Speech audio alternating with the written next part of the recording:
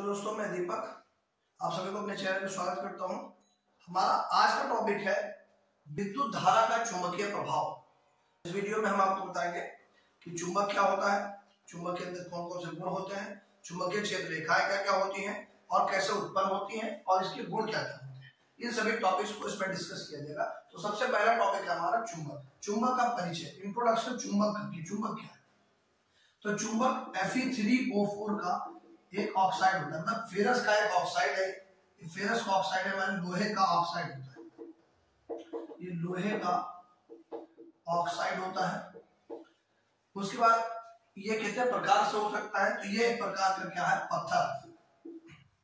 ये दो रूपों में मिल सकता है, एक तो प्राकृतिक और एक कृत्रिम। मतलब एक प्राकृतिक चुंबक होता है और एक कृत्रिम चुंबक होता है। ये लोहे का ऑक्साइड होता है, ये एक पत्थर है, बेडोल साइज का होता है, प्रकृति में मुक्त अवस्था में भी पाया जाता है और इसको बनाया भी जाता है। प्राकृतिक चुंबक क्या होता है? जो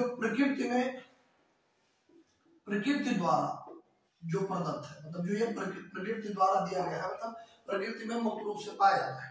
और कृत्रिम माने होता है मानव निर्मित। मानव निर्मित माने जो आदमी ने बनाया है। अब मानव निर्मित है तो मानव अपने हिसाब से बनाता है, जिस हिसाब से उसको चाहिए, जिस शेप का चाहिए उस हिसाब से बनाता है।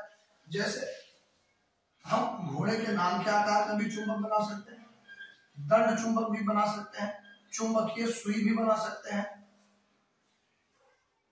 तो इसमें भी इसमें भी ये अलग अलग आकार के चुंबक होते हैं जो हम लोग बनाते हैं मानव में। अच्छा, इन दोनों में अंतर क्या होता है? तो ये प्रकृति में मुक्त रूप से पाए जाते हैं, ये मानव द्वारा बनाए जाते हैं। इसमें जो क्वालिटी होती है, इसकी जो चुंबकीय क्षेत्र इसके द्वारा उत्पन्न किया जाता है और जो चुंबकीय क्षेत्र इसके द्वारा उत्पन्न किया जाता है, दोनों के चुंबकीय क्षेत्र में बहुत अंतर होता है। ये बहुत प्रबल चुंबकीय क्षेत्र उत्पन्न नहीं कर पाते हैं और ये बहुत प्रबल चुंबकीय क्षेत्र उत्पन्न करते हैं। और इसका जो चुंबकीय गुण होता है वो इसकी तुलना में ज्यादा होता है, माने ये ज्यादा चुंबकीय क्षेत्र उत्पन्न करता है, चुंबकीय गुण ज्यादा होता है। इसमें घोड़ा नाल आकार का चुंबक, ये चुंबकीय सुई और दंड चुंबक या ऐसे बहुत सारे आकार के चुंबक जो आप देखते हैं वो सब इससे बनाए जाते हैं। तो चुंबक क्या है? चुंबक एक प्रकार का पत्थर है जो लोहे का ऑक्साइड होता है। ये दो रूपों में मिलता है, प्राकृतिक और कृत्रिम। प्राकृतिक चुंबक प्रकृति द्वारा दिया गया है हमें, और मानव निर्मित जो मानव द्वारा बनाया जाता है। ये इसका जो उत्पन्न किया गया चुंबकीय क्षेत्र है इसकी तुलना में बहुत कम होता है और ये इसके अंदर जो गुण होता है इसकी तुलना में ज्यादा होता है। अच्छा, अब ये तो थी बात चुंबक की, चुंबक क्या है। अब हम बात करते हैं कि चुंबकीय क्षेत्र क्या है। तो अगर कोई चुंबक है, इसमें दो ध्रुव होते हैं। सबसे पहली बात तो चुंबक है अगर, तो इसमें कौन सा ध्रुव होता है? दो, एक उत्तरी ध्रुव और एक दक्षिणी ध्रुव। इसको बोलते हैं साउथ पोल और इसको बोलते हैं नॉर्थ पोल। इसीलिए इसको एन से लिखा जाता है और इसको यस से लिखा जाता है। तो चुंबक में कोई पूछे कि कितने ध्रुव है, तो दो ध्रुव होते हैं, एक उत्तरी ध्रुव और एक दक्षिणी ध्रुव।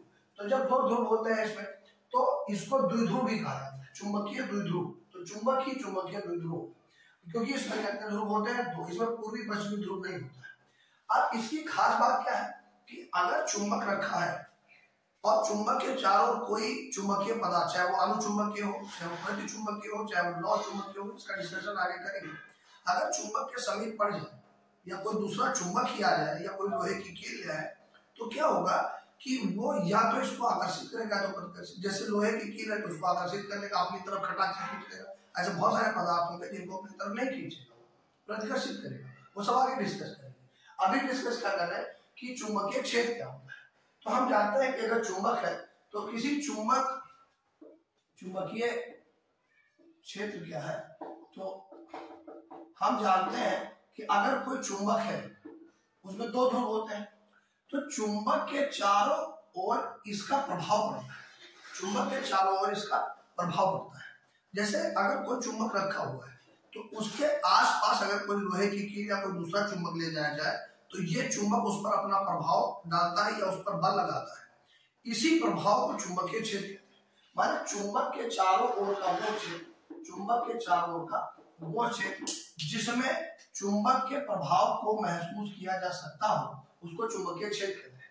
तो चुंबक के चारों ओर का वो क्षेत्र जिसमें या जहां तक चुंबक के प्रभाव को महसूस किया जा सकता हो उसे चुंबकीय क्षेत्र कहा जाता है।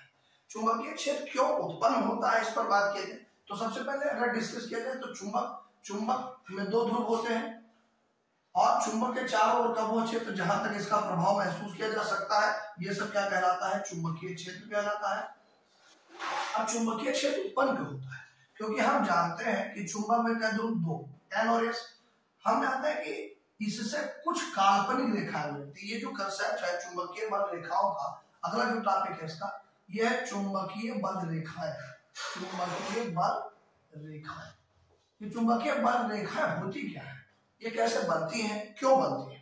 ये एक काल्पनिक रेखा, ऐसी कोई रेखा चुंबकीय क्षेत्र में होती नहीं है। ऐसा माना जाता है कि जो चुंबकीय क्षेत्र उत्पन्न हुआ है चुंबक के कारण, ये इन्हीं बल रेखाओं के कारण उत्पन्न हुआ है। ये बल रेखा होती क्या है, ये चुंबक के यन पोल से निकलती है और यस पोल में प्रवेश करती है और फिर यस पोल से अंदर फिर यन में आती है, फिर यन से फिर बाहर। तो मतलब जो बल रेखाओं की जो दिशा होती है वो चुंबक के जो बाहर होती है, चुंबक के बाहर क्या होती है, यन से यस, यन से यस माने उत्तरी ध्रुव से दक्षिणी।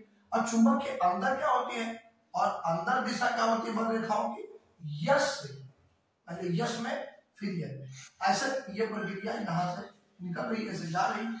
और ये रेखा है चुंबकीय क्षेत्र रेखा, ये चुंबकीय बल रेखा है। तो चुंबक के एक ध्रुव से निकलती है दूसरे ध्रुव में प्रवेश करती है। इन रेखाओं को चुंबकीय क्षेत्र रेखा या चुंबकीय बल रेखाएं कहते हैं। इन बल रेखाओं की दिशा चुंबक के बाहर यन से यस की ओर, चुंबक के अंदर यस से यन की ओर होती है। अब जहां तक ये रेखाएं निकल कर जाती हैं, जितनी दूरी तक जहां तक ये रेखाएं जाती हैं, इस चुंबक का प्रभाव वहीं तक पड़ता है। अगर ये रेखा यहाँ से यहाँ तक जा रही है तो इसका प्रभाव यहाँ तक पड़ेगा, जैसे पी पॉइंट है यहाँ, अगर यहाँ तक आ रही है तो इसका प्रभाव यहाँ तक पड़ेगा। यही चुंबकीय क्षेत्र कहलाता है। मतलब ये चुंबकीय बल रेखाएं चुंबक के चारों जिस क्षेत्र को कवर करती है वो पूरा चुंबकीय क्षेत्र है। मतलब चुंबक के चारों ओर का वो क्षेत्र जहां तक इसका प्रभाव महसूस किया जा सकता हो वो पूरा क्षेत्र चुंबक का क्या कहलाता है, चुंबकीय क्षेत्र कहलाता है। तो परिभाषा लिखेंगे कैसे, किसी चुंबक के चारों ओर का वो क्षेत्र जहां तक चुंबक के प्रभाव को महसूस किया जा सकता हो चुंबकीय क्षेत्र कहलाता है। और चुंबकीय क्षेत्र रेखाएं क्या होती है, चुंबक के उत्तरी ध्रुव से निकलकर चुंबक के दक्षिणी ध्रुव में प्रवेश करने वाली वो काल्पनिक रेखाएं क्या कहलाती है, चुंबकीय क्षेत्र या चुंबकीय बल रेखा कहलाती है। और इसी से चुंबकीय क्षेत्र बनता है। चुंबकीय क्षेत्र के लिए ये काल्पनिक कॉन्सेप्ट, ऐसी कोई रेखा नहीं होती है। अब इसके गुण क्या क्या होते हैं, तो पहला गुण इसका क्या होता है, इसके गुण क्या क्या होते हैं।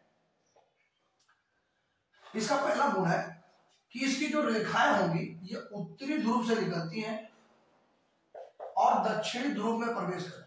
हम शार्ट में लिख रहे हैं, पूरा भाषा नहीं लिखेंगे हम आपको शार्ट में समझा रहे हैं, बुक में सारा ये इसका डिस्कशन लिखा हुआ है, आप एक बार पढ़ लेंगे आपको साफ समझ में आएगा। अभी के लिए हम ये बता रहे हैं कि इसके क्या क्या गुण होते हैं। तो पहला गुण क्या होता है, ये चुंबक के उत्तरी ध्रुव से निकलती है और दक्षिणी ध्रुव में प्रवेश करती है। ये क्या है, चुंबकीय क्षेत्र रेखाओं के गुण, यानी जो रेखाएं बनी हुई है इसका गुण क्या है। तो पहला, ये उत्तरी ध्रुव से निकलती है और दक्षिणी ध्रुव में प्रवेश करती है। उत्तरी ध्रुव से ये निकलती है और दक्षिणी में प्रवेश करती है क्योंकि ये चुंबक के बाहर। अच्छा, अब दूसरा गुण क्या है इसका, कि कोई भी दो रेखा एक दूसरे को, कोई भी दो रेखाएं एक दूसरे को कभी नहीं काटती। ये दूसरा गुण है। क्यों नहीं काटती हैं, कि अगर मान लीजिए कि इसकी कोई रेखा अगर निकली और इसको ऐसे काट दी, तो काटने से क्या हो गई कि इस पर दो स्पर्शी खींचेंगे, इधर भी और इस वाले वक्र पर इधर भी। तो चुंबकीय क्षेत्र की जो दिशा है वो दो दिशा हो गई। और ये पॉइंट मान लिया ए है, तो बिंदु ए पर चुंबकीय क्षेत्र की दो दिशा होगी, जो कि संभव नहीं है। चुंबकीय क्षेत्र की तो कोई एक ही दिशा होगी। तो कोई दो बल रेखा एक दूसरे को कभी नहीं काटेंगे, चाहे वो वैद्युत क्षेत्र हो चाहे चुंबकीय क्षेत्र हो, क्योंकि इसमें जो अगर काट भी देती है तो इसमें चुंबकीय क्षेत्र की दो दिशा हो जाएगी, जो कि संभव नहीं है। तो कोई भी दो रेखा एक दूसरे को कभी नहीं काटती है। अब ये तीसरा गुण इसका क्या है, कि ये काल्पनिक रेखा होती है। ये काल्पनिक रेखा होती है और काल्पनिक रेखाएं होती हैं तथा ये चुंबक के चारों ओर जहां तक होती हैं वहां तक चुंबक का प्रभाव महसूस किया जा सकता है, महसूस किया जा सकता है। तो ये सारी रेखाएं जो है काल्पनिक है और ये रेखाएं जहां तक होती हैं वहां तक चुंबक के प्रभाव को महसूस किया जा सकता है। तो ये था चुंबक। चुंबक कितने प्रकार का होता है? चुंबक दो प्रकार का, प्राकृतिक और कृत्रिम।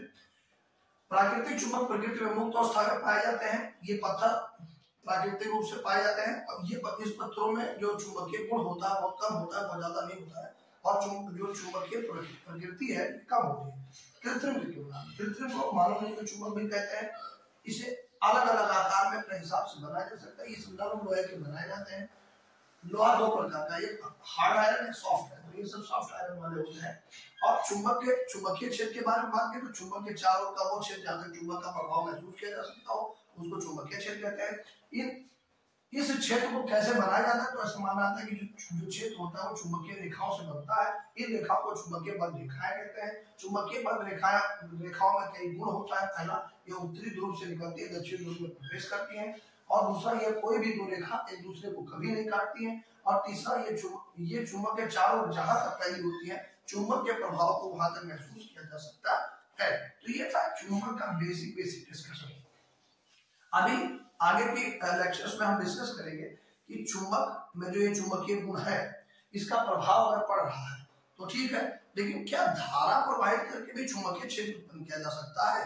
तो पता चलेगा कि हाँ, इसका एक्सपेरिमेंट है ऑस्टेड का एक्सपेरिमेंट और आगे का वीडियो होगा हमारा ऑस्टेड का प्रयोग।